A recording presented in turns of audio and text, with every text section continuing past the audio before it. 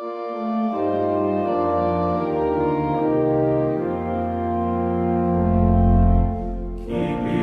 the real Reformation alive, one topic at a time.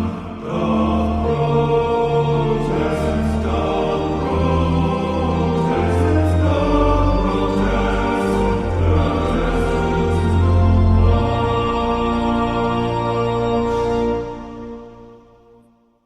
Hi, everyone. Thanks for tuning in to Doth Protest, a podcast on Reformation history and theology.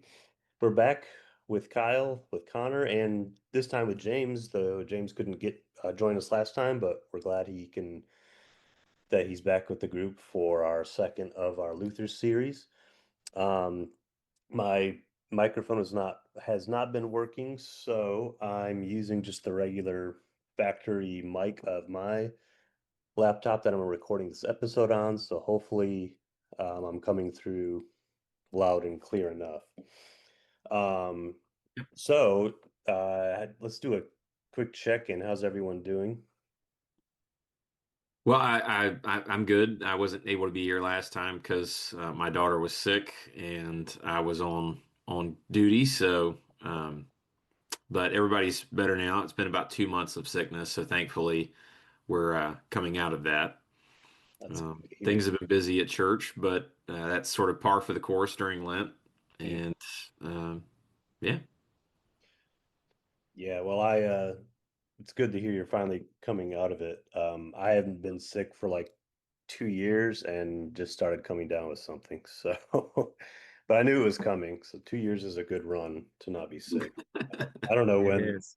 I don't know when that's last happened in my life. Probably never, because it's usually every year that I get, and it's like a cold type thing. But uh, how are you doing, Connor? Well, I'm good. I'm just busy with like lots of church stuff and liturgies as Lent continues and ramps up. We held a little bit of a sort of mini conference on beauty at my congregation on the weekend, so that was beautiful. And what else? Work and stuff and academics and so on. So other than that, the sun is still whatever it does, spinning or however it works. I don't know how it works. I guess it doesn't do that. I don't know. I don't know anything about science. What And does the sun do? spinning? I don't know. I don't I'm think not it's sure Shining. how. I think it does slowly, but I think rotate, you mean? I think there is a rotation of the sun. I don't It know. definitely does something, right? I don't Yeah, know. I only know about the sun because of the catechism, right? So yeah, that's like it goes up and down on the good and the evil, something like that. yeah, yeah. Those good old confessional writings, I think they still stand the test of time, even though you know, they weren't, they may not be modern science textbooks, but that's okay. Uh, what about you, Kyle? I'm good. Just tired. Been a long Lent, and it's been a long couple of weeks. Just a lot going on in the parish, and uh, juggling that with all of the responsibilities of Lent, and the extra things that come along with that. But I'm good nonetheless. Well, I hear you on that.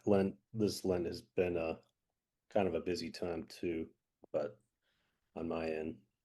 The well, good. Well, I'm glad the four of us can make it today. I do want to give a reminder to listeners that we do have an email. I don't always remember to bring that up on each episode, but we welcome your feedback and would love to hear from you. We've gotten some emails in the past, but it's dp.pod2020@gmail.com. I'll put that in the show notes as well, but just reach out to us. Let us know what you like about our our show and just any kind of feedback we'd appreciate to hear. So, um, and anyways, yeah, we're gonna go ahead and start. Because I was running a little late. Apologize, guys. I was having those tech issues, but I think so far, uh, I think we're good to start. So, the last time we left off, we hadn't even gotten into the life of Luther, even though that's the title of this series, but we were doing a lot of backdrop. And something that I thought would be helpful was, of course, we did kind of a rehash of like church history, kind of a 500,000 million uh from like a 5 million what's that saying goes that when you're like 500 million feet above the helicopter view. Bird's eye view. Bird's eye view. um and so there's still a few things I wanted to highlight about the Middle Ages because it wasn't all doom and gloom. Even though, there sure was a lot of church abuses in the church that we mentioned. Of course, that's the Reformation, likely wouldn't have happened, at least in the way it did, if there hadn't been those.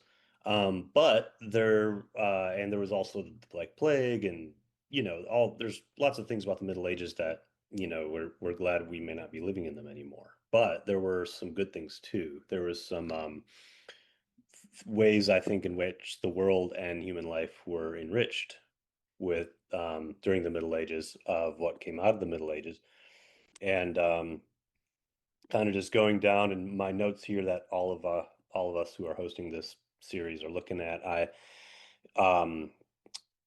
When it comes to church and society in the Middle Ages, there was, for one, musical development. I think it was around the thousands where polyphony, the idea of like different notes harmonizing together, uh, came about. Before that, if you look at like plain chant, it's just like one note at a time. And I'm no musicologist, or I played trumpet years ago and could read music then, and recorder in elementary school. Anyone else play recorder? Oh, Yeah, I did. you did? I played percussion because I was not good at reading music.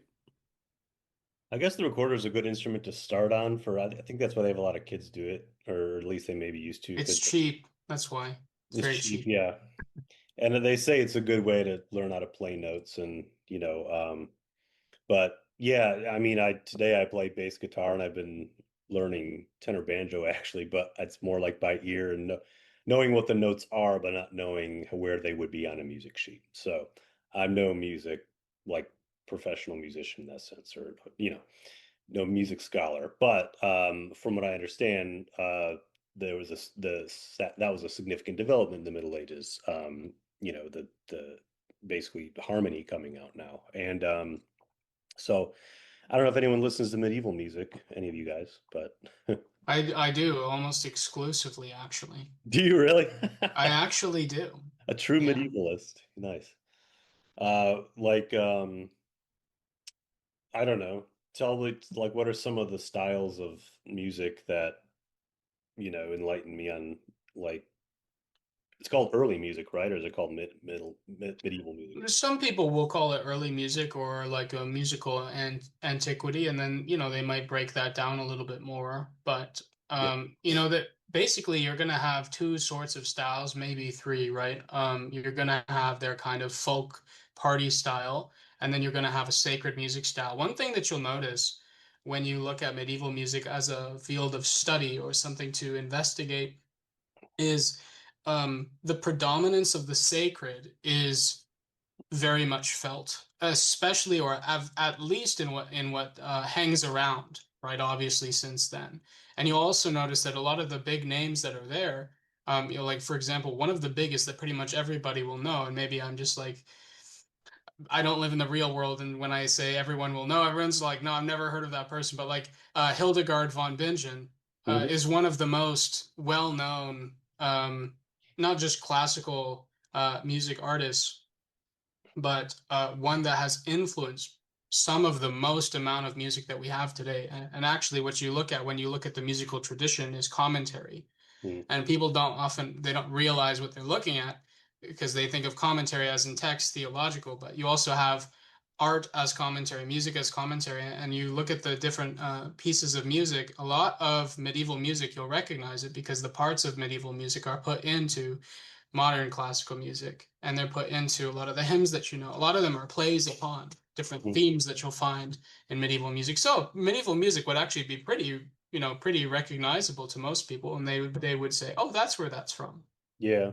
I I always like looking at the bottom of any of a hymn that we may be singing like at any moment. I like to glance down and look at like text and tune info, and a lot of times, yeah, it'll be so old that it'll be like unattributed, or it'll just say traditional, meaning this tune goes back centuries and centuries, and it's just been we don't even know originally where it comes from, but we know it is we've just had it, and it ends up in all these different compositions. And so that can be interesting. I mean, going back in musical history, going back before the era of modern recordings and what we just take for granted today. But yeah, and I'm a big folk music person, and a lot of that is traces back to Renaissance or medieval music. And so the so there's the musical development, there's the architectural development, of course, the big one being like the the cathedral or the Gothic cathedral, the invention of the what's called the flying buttress, which is a form of extra support for buildings to be built taller. Again, I'm no architectural expert. Um, in order to have larger windows, and so just kind of the church architecture in this way tried to begin to really capture the majesty and awe of God during this time. And it may be in my from my guess is that it only just magnifies the sense, in the everyday average person's, the reality of God, and because the it was kind of all around them in a way. I know a lot of those cathedrals are still in Europe to this day, and a lot of tourists appreciate them. I don't know if they do have worship, but a lot of people just kind of pass it by, and it may not have the same effect it did on people in the Middle Ages. But you do have the architectural. Anyone want to, I don't know, add anything on the anyone like study architecture ever, or have any uh have any interest in it, or have had any interest in it? People shaking their I know that you're a big fan of brutalist architecture, Drew. I do love brutalist architecture. Connor's like, what?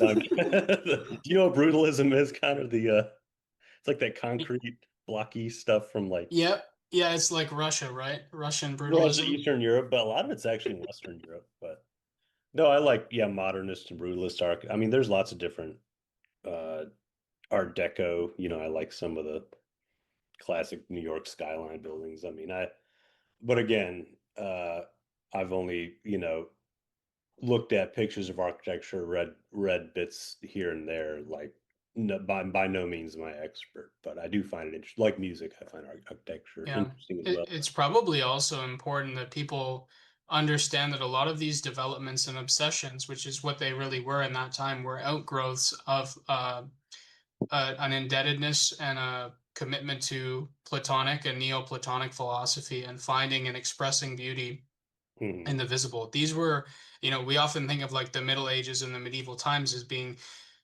connected to the Dark Ages or, this kind of thing where all the peasants are dying from some rat disease, which is like partially true. But it was also a Yeah. time where people's fascination and commitment and obsession was around the concept of beauty and chasing the good in its expressive forms and then concretizing that in reality.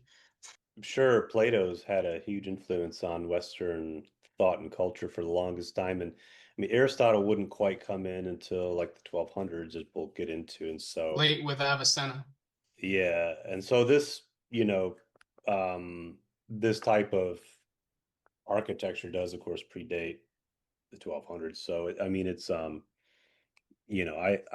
think, yeah, I think that the Platonic themes are just very embedded anyways, that. So that's architecture. And some other developments, and some of these are more neutral. I did, there was a growth of the religious hierarchy in the Middle Ages. That's again for better for worse. I think in many ways you could argue for the worse. But I mean, the church it became very structured and very, as we talked about last time, it became really, it really ruled all life, including secular life, or at least many, many areas of life. And religious orders, again, I mean, for better and worse, you have different kinds of religious orders that kind of take their name from a founder of the order. Um, we don't have time to get into that. We talked a little bit about early history of monasticism, I guess, in the last episode, because monasticism forms in the early church, but it really flourished in the medieval church. And of course, we'll also touch a bit on like some of it as we'll get into Luther, since he was an Augustinian monk. So Can we go back real quick to the religious hierarchy? yes. So I think that's an important piece to bring up because, for instance, the papacy as we know it today is actually a medieval invention. It's not something that began in the early church. And most of the excesses that Luther was combating were medieval inventions as well. So things like indulgences. Um, so the codification of the religious hierarchy in the Middle Ages is in large part a foundational factor for the Reformation itself. Yeah. Yeah, and I think it there's a whole whether they were kind of more external abuses or really the underlying, you know, theological errors that were underneath a lot of the abuses. I mean, it does kind of vary. I think the Middle Ages definitely codifies it to a certain extent. And like you said, it just becomes a lot more prevalent in the Middle Ages. I do think some of it starts or even earlier. You could argue earlier on. Um, especially kind of just the idea of Christian religion as moral progress. I mean, I do think that you can look at early church fathers and see that's already you know present. Sure. Just how they preach and how they're not all of them. I mean, you also find very much uh, beautiful things said about God's grace and mercy. So and our salvation based on that ultimately. But obviously we put a can't put a 16th century debate onto the early church, but I mean it's well, I don't know. You read that book long before Luther, James, and I don't yeah, I know you brought it up on the show before, but that does if you remind me again, that's kind of a survey of early church and medieval church, right? Where they Well, did. it's specifically a treatment of how the early church, like how the doctrine of justification by faith is an early church and biblical doctrine. It's not something that Luther made up, which is obviously a pretty common criticism of Luther. Mhm. And then like in the back of the book is like hundreds of quotations from the fathers that really can't be taken in any other way except for justification by faith alone. Mhm. Uh, yeah, so it's specifically about justification, but um, it does vindicate the fathers in one sense. Yeah. Yeah. The couple more things that come out of the Middle Ages are the university. So obviously we have, universities everywhere today, and that we didn't always have them in its modern form. I guess you could say in its modern form it goes back to, I mean, you had the academies back in like antiquity, and I mean we just kind of brought up Plato. I mean, but as far as like a place with coursework done in different areas, like this concept of liberal arts, of being educated in a well-rounded manner, um and as far as like attaining degrees that and credentials that are show, or that are supposed to indicate you're an expert in something, that really kind of comes about in the Middle Ages. I mean, if you go in the well, the early church doesn't really have that. I mean, a lot of our theologians of the early church are like also bishops. Um, and maybe maybe we need to go back to that. I don't know. Like maybe the academy and the church have in our modern period have gotten too far away from each other. But in the Middle Ages, when the universities start and the churches, it starts, from medieval Christian Europe. So, and I can't even recall what all the liberal arts were. I mean, I guess it's kind of what modern day classical education tries to emulate in a way, but but I know arithmetic is one.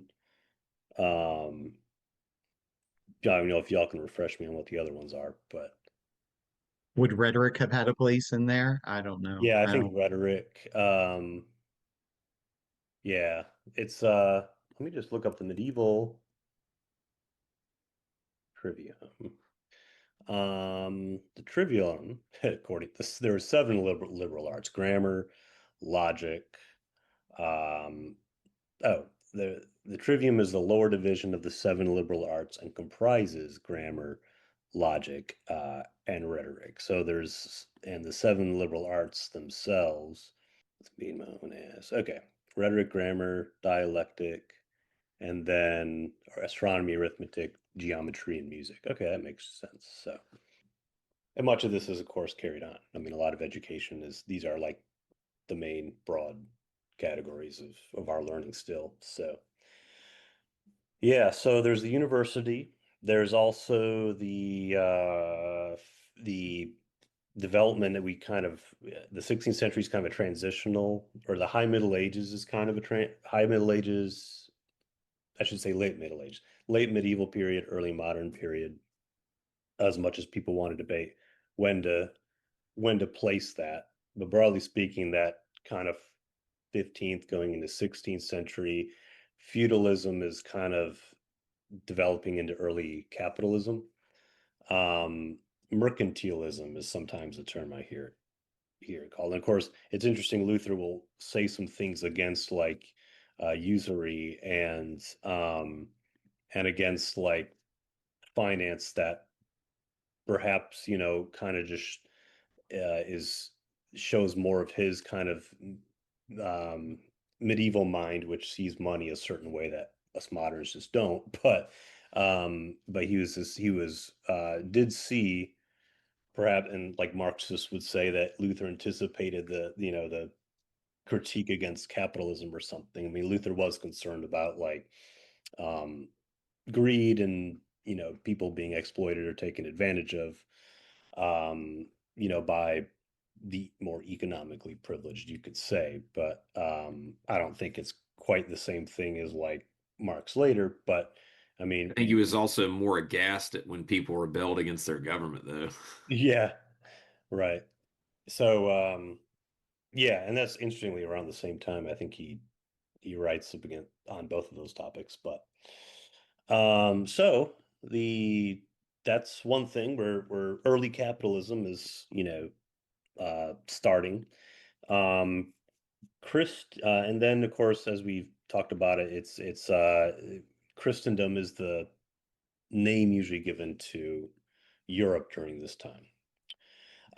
We already talked about biographies of Luther. And before we get into Luther now, finally, I just I wanted to share some from the notes we're looking at. I wanted to share some of the films that have been done about him because Luther has a very exciting story, um, especially like, the during the actual Reformation part of it, like when everything from the time he nails his theses until like the mid 1520s is, he's getting in debates, he's wanted, he's goes into hiding, he's wanted dead or alive, and it makes for it's very dramatic, his the course his life took, especially during those years. So there's a reason why it's lent itself to film.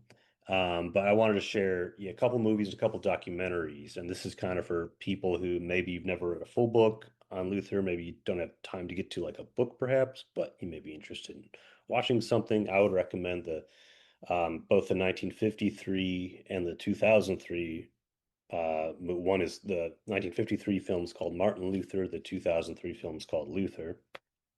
Joseph Fiennes played Luther in the 2003 film. So with actors been in a lot of things. He's played a lot of like historical characters, interestingly. Um, he also played Shakespeare, and I think he played something recently that I saw him in, but I can't recall what it was. And then you have the couple good documentaries. There's been a lot more movies than that. Those are the kind of the big two. We actually did an episode on those two movies. It was me, James, and Kyle, and we debated on which one we liked more. Do y'all remember that? I Hmm. think Yeah. me and Yep. Kyle were tied with we liked the 53 film a little more, but I think we were both kind of the same opinion. We were kind of like they were both good, but we had to go with the 53 one.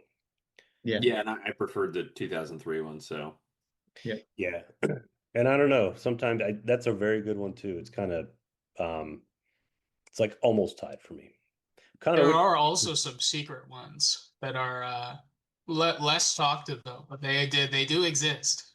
Oh yeah, we like on the last 10 minutes of that episode, I ran through and ran off a bunch because I just did a little bit of online research and made a list of all of them I could find. And there's some obscure ones. There was like a Yugoslavian one that I really want to see. And yeah, there's one they did in like 2017. It was about Katie Luther. And I tried to find it thinking like, oh, I guess it was kind of a popular film briefly when it came out. It was a German film, but I couldn't find it streaming anywhere. Um, but yeah, there's a lot of them. There's a couple silent films. The two documentaries I'd recommend are again, there's many more of them, but two of them are that's probably the best ones. There's a 2002 PBS one called Martin Luther, Reluctant Revolutionary. That one's fully on YouTube. Liam Neeson's the narrator of that, and he just has that kind of unmistakable voice. You can just hear Liam Neeson's voice and be like, "That's him." Yeah. Then there's the 2017 documentary, though it's more like a docudrama, and it's called Martin Luther. It's called There's two titles for it. Um, I don't know why, but there's one title called Martin Luther, The Idea That Changed the World, and then another one called A Return to Grace, Luther's Life. It's literally the same film, but they just has two different titles. But um, it's a good documentary. A lot of like Lutheran theologians and Luther scholars are interviewed on that or make an appearance. Like I think Robert Kolb was on there and Jim Nestingman was on there and quite a few people were on there. So um, it's it was good. Yeah. So have you all seen that one, the 2017 one? no. Yep. Yeah, James Conner, you both like it a lot. It's really well done, and they have, I mean, Yeah. they bring on a lot of all the not all the experts, but a lot of them. I was ELCA and Missouri Synod both are kind of equally. I think Eric Herman, is there a guy Gerhard Bodie? I think is at Yep. St. Louis. He's there. He's on it. Um, so yeah, it was good. The I think it might be good to start with a timeline here's kind of a basic timeline of Luther's early life. Um, so he's born November 10th, 1483. Maybe that's been debated. I don't know. I feel like a lot of these historical figures that sometimes it's like we don't know if he was born in this year or that year. He could be 1 year older than he is. I don't remember if Luther is one of those. If that Luther's an example of that. Um, the early summer of 1484, uh, the family moves to Mansfield, which is as we'll see, is a mining town. 1498, jumping ahead, I guess that'd be 14 years. Luther goes to school at Eisenach, so it'd be like high school or primary school today. 1501, he's an older adolescent son. He matriculates at Erfurt, basically to do like college, university.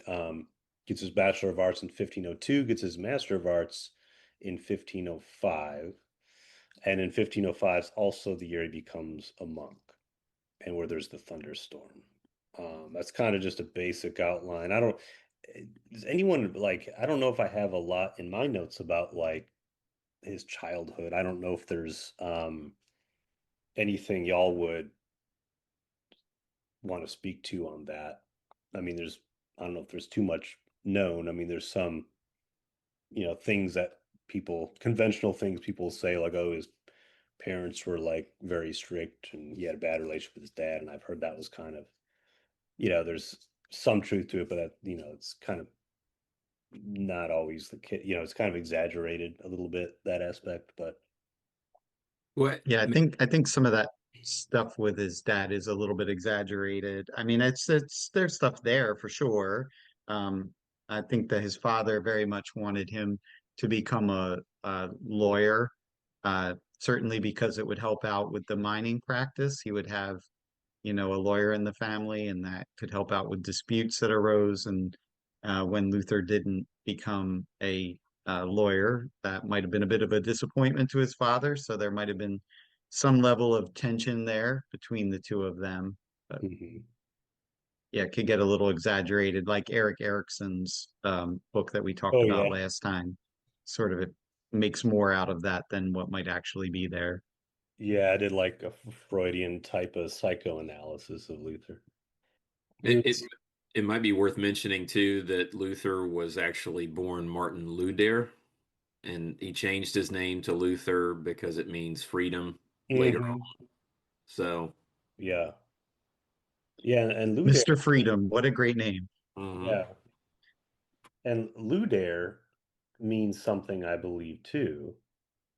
Okay. Actually, wow, interestingly, I think it means I just did a search. It could mean of like a common German slang terms for a hottie, like a hot girl, a hot bride.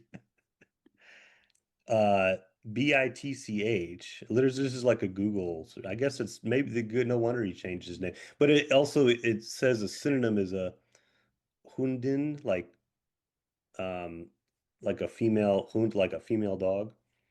But then it became like a term for like yeah, a slang term. Okay, well, it's good he changed his name. He Luke, went from Mr. Hottie to Mr. Freedom. Mr. Hottie to Mr. Free. Yeah. So yeah. Oh, here's Quora. A looter in regular German is a loose woman or a smart person with an evil agenda. Yeah, all to. But anyways, so a, Yeah. a That hussy. that was really offensive to his family as well, though, by the way, is changing his name. Yeah. Oh, And really? there's, well, yeah, like the thing is, like, it's true. The Freudian stuff with the father gets obviously very Freudian, right? But if you strip back the Freudian stuff, Luther was in his own way obsessed with talking about his own Freudian relationship, if you will, but in a non-Freudian way. Like he talked about his father and that fraught relationship quite a lot. Hmm. And especially if you connect this with Luther's very strong position that the parents are the, um, how does he say, like the hands, the masks of God, the representation of God to the children in Hmm. large catechism.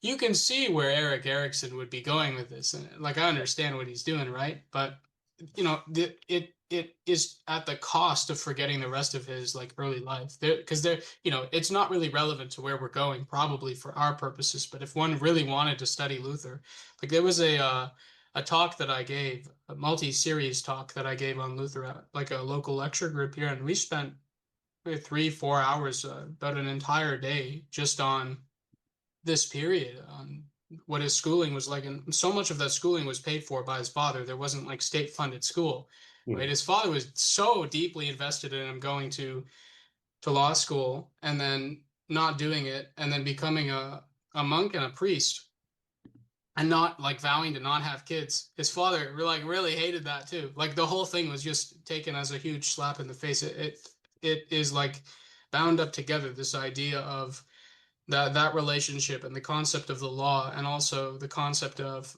like the cult of Saint Anne, and all of these things were sort of they're getting at the same sort of thing. But if you don't sort of understand that through the lens of what happens between 1517 to 1525, let's say, it's all useless. Like you have to kind of study Luther, not from the beginning, but in a sense from the center to understand the beginning. I think and I know I just kind of went over like early event or kind of the early chronology of Luther's life. We're going to jump into I'm going to mention Mansfield a little bit, and we're really going to jump into like when we get when we get back into Luther exclusively, we're going to look at his like education because that's really where his story starts, like in Erfurt, Eisenach. And so I think it'd be good I'm going to share some of my notes I had about both scholasticism um, and humanism.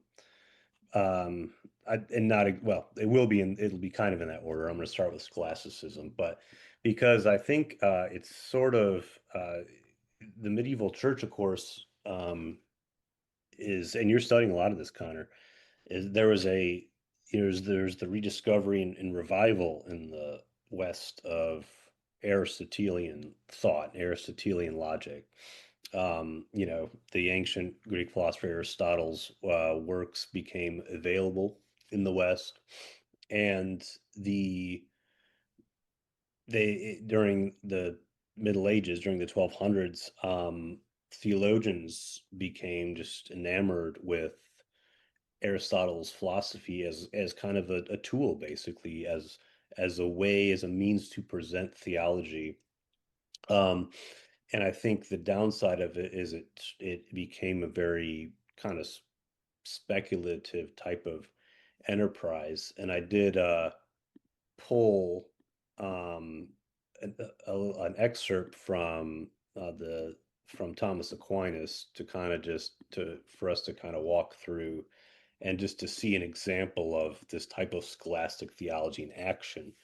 But I don't know, Connor, if you wanted to add anything about medieval scholasticism, because I just kind of gave a kind of just a very quick, overview of of it. But I know this is something you're more intimately familiar with. Yeah, I think when we get a little bit deeper in it, it'll become more relevant. But like at this sort of point, I guess the only thing that would be helpful for people to understand before we get a little bit further into our discussion is when we often talk about scholasticism, it's things like Aquinas, right? And you have the example here of Aquinas, which I think is really helpful for people to see how Aristotelian sort of framings are used theologically.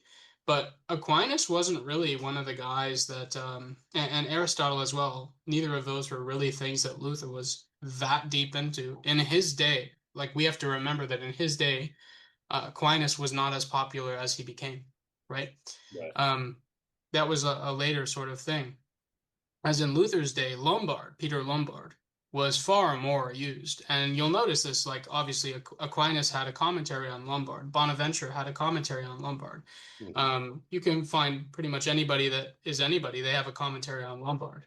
And so the sort of uh, bread and water of that time Yeah. was Lombard. Everybody knew Lombard. And what Lombard is Lombard is not his own thought either. Lombard is just a collation of patristic material and then his sort of synthesis of it. Right. So scholasticism looks radically different depending on what time period you look at. Because also, if you look at Anselm, which is before Lombard, well, you're looking at something that looks again entirely different. Yeah. So it can mean a lot of things. Yeah. I think the Luther so like this had to develop this visceral hatred for like any Aristotelian influence on theology, which we'll get to. And so I think like he can be seen as in many ways as someone who's pushing back against but you're right. I mean, Lombard's sentences were like the textbook of that time, by that time. And you had kind of just different schools though. And I think like this is whenever I try to like teach the Reformation to someone, like I try to get them to see like the Catholic Church, if you want to call it that, the medieval church. There's it's a variety of different schools of theology. There's definitely kind of a dominant form of piety that develops around like saints and relics and everything, and indulgences creep into that, this whole economy of grace, this very transactional economy of grace that we've been talking about a lot so far. But as far as the intellectual side of the church, there's definitely these different movements, and it's interesting to see where Luther falls into it. I mean, he's influenced by humanism, but he's not a humanist, not like Melanchthon and some of the other reformers are, and but he has a lot of harsh things to say about uh, really Thomistic scholasticism, and he, to be fair, some of the more ecumenical scholars of Luther point this. Some of the more Catholic scholars of Luther, especially, point this out. He may not have understood Aquinas on Aquinas' own terms perfectly, but on the note of Aquinas, I'll share this excerpt from Summa Theologica, and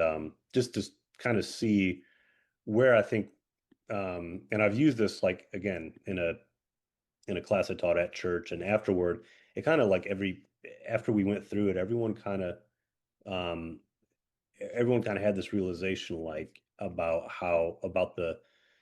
the certain pitfalls that could be present in a theology like this. So basically, I'm just going to walk through what. So basically, in like Aquinas's work, what in a lot of the scholastic method was, you would basically ask a question, and then you would read what they would be called what would be called an objection. Then you'd read another objection. Then you'd read another objection, and then you'd read like a response to the objections, and then you'd have like a synthesis. So the question, and this is from part one, question three, article one, whether God is a body. Objection one. It seems that God is a body, for a body is that which has the three dimensions. Holy Scripture attributes the three dimensions to God, for it is written, He is higher than heaven, and what wilt thou do? He is deeper than hell, and how wilt thou know? The measure of him is longer than the earth and broader than the sea, citing Job 11, 8 through 9. Therefore, God is a body. Objection 2 reads, further, everything that has a figure is a body, since the figure is a quality of quantity.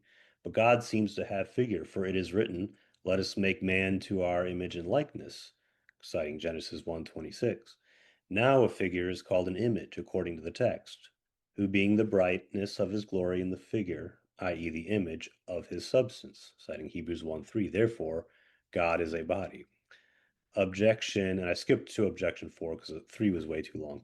Objection 4 is further, posture belongs only to bodies, but something which supposes posture is said of God in the scriptures. I saw the Lord sitting, citing Isaiah 6:1, and he standeth up to judge, citing Isaiah 3:13. Therefore, God is a body. But then it says, on the contrary, this is the response to the objection. On the contrary, it is written in the Gospel of St. John, citing 4:24, that God is spirit. So the final synthesis is, I answer that. It is absolutely true that God is not a body. This can be shown in 3 ways. First, because no body is in motion unless it be put in motion, as is evident from induction. Now it has been already proved that God is the first mover and is himself unmoved. Therefore, it is clear that God is not a body.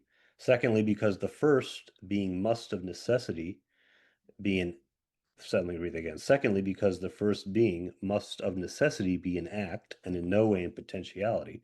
Now it has been already proved that God is the first being. It is therefore impossible that in God there should be any potentiality. But everybody is in potentiality because the continuous as such is divisible to infinity. It is therefore impossible that God should be a body. Thirdly, because God is the most noble of beings.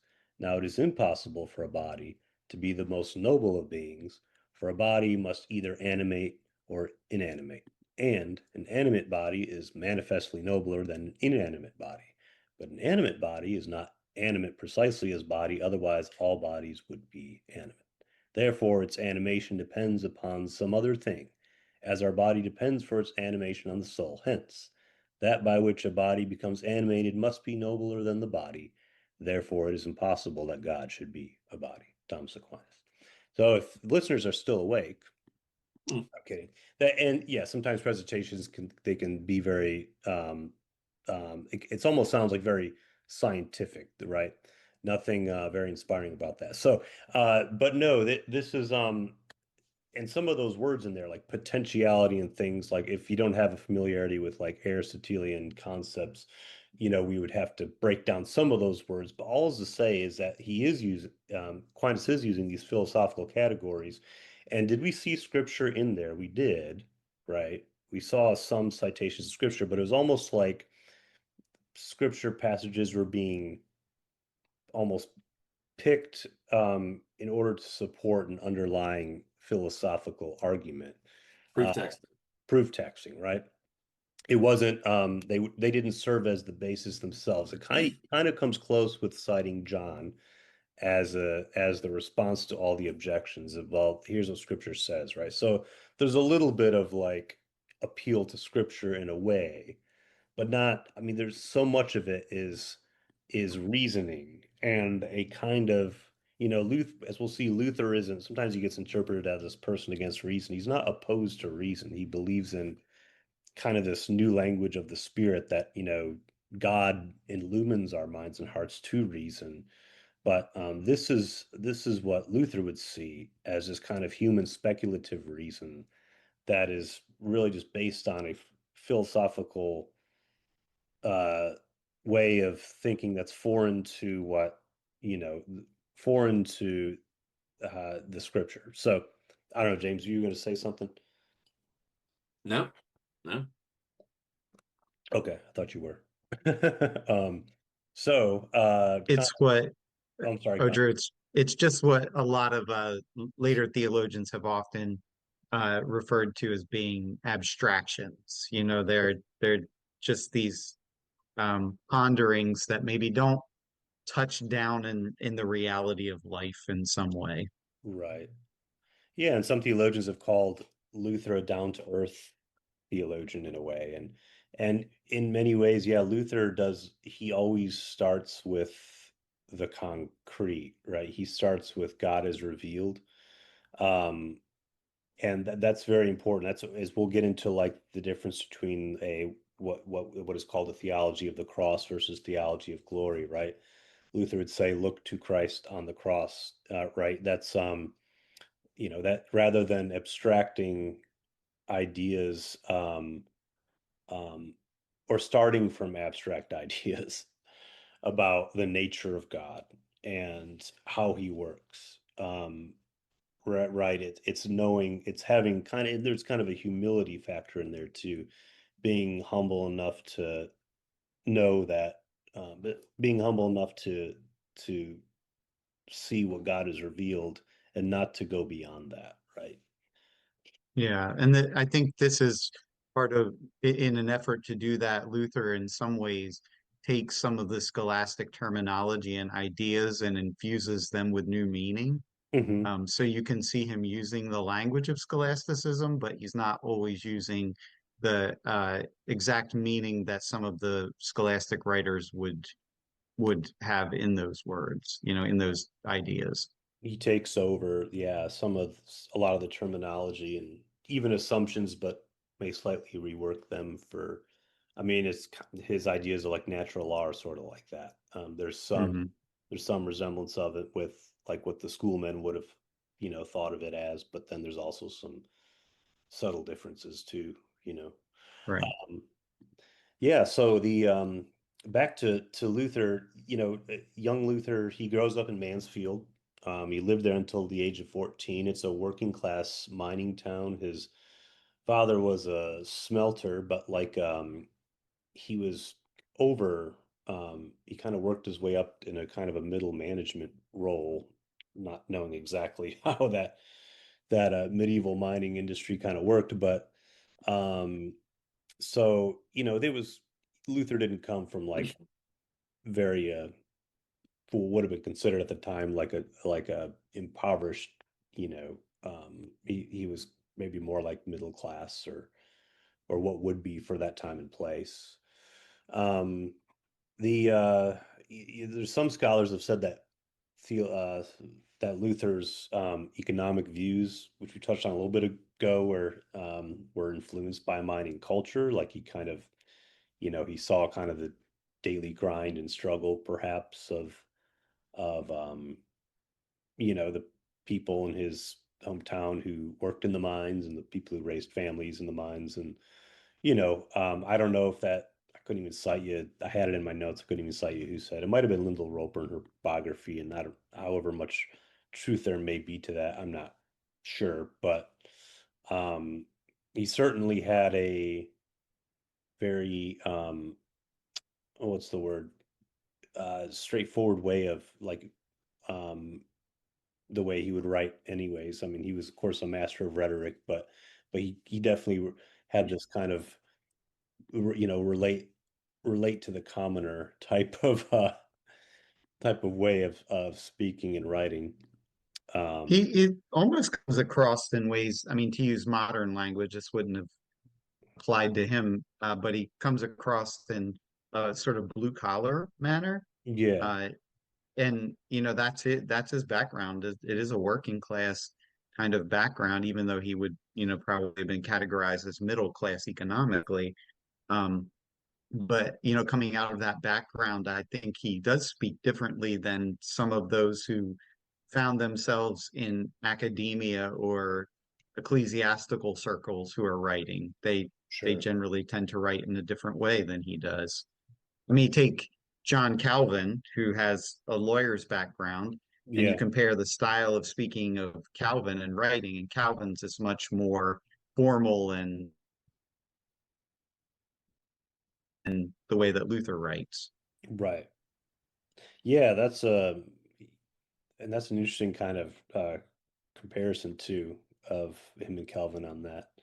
Um, I have a quote here in my notes that says Luther's upbringing. He says his upbringing in Mansfield would have given him a toughness and a readiness to put himself physically on the line.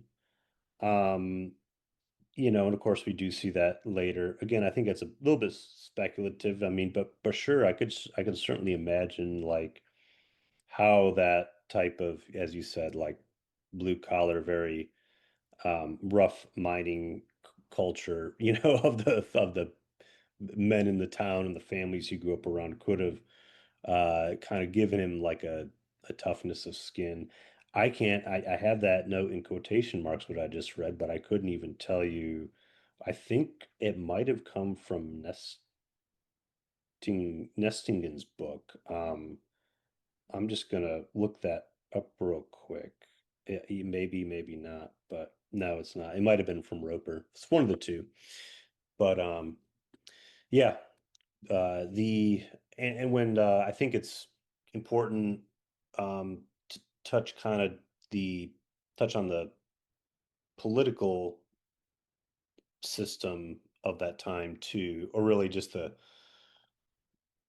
governmental temporal rulers, how it was set up with the Holy Roman Empire.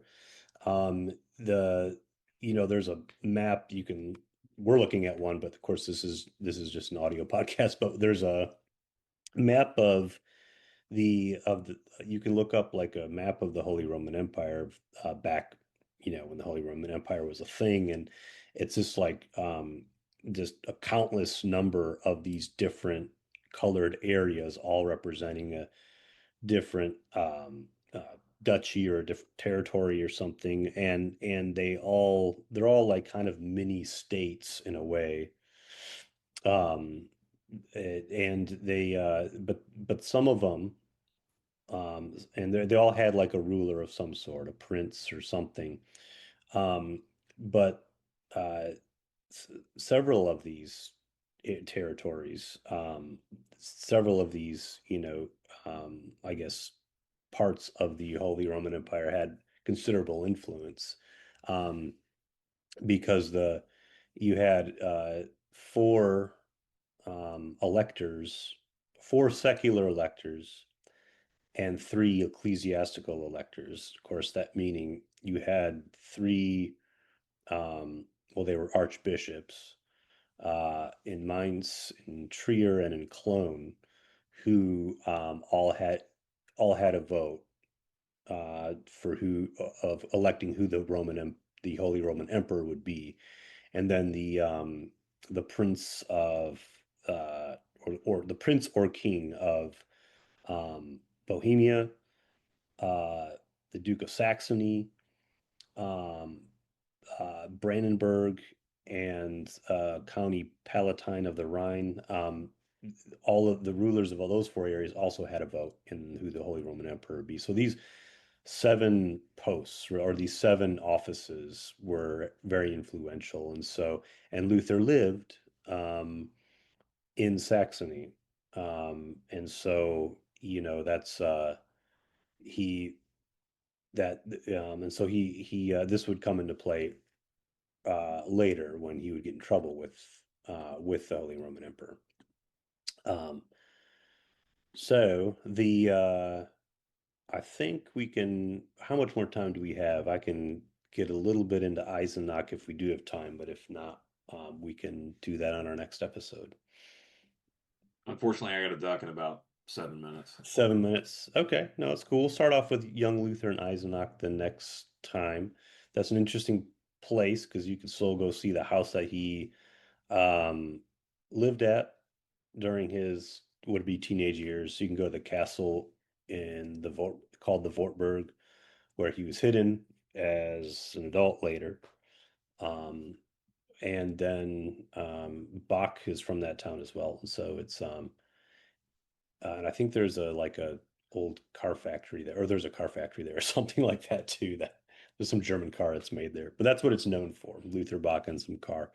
And so we'll be jumping into his kind of teenage years the next time, which is where he starts to become he starts to really learn from humanists, and which was kind of the other kind of big broad branch of knowledge of study in Luther's time was humanism as opposed to scholasticism, even though they weren't perfectly opposed in all things. There was some overlap.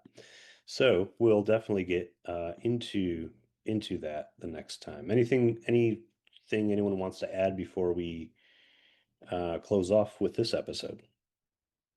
Okay. Well, thank you all, and we will see each other again in a couple weeks for episode 3.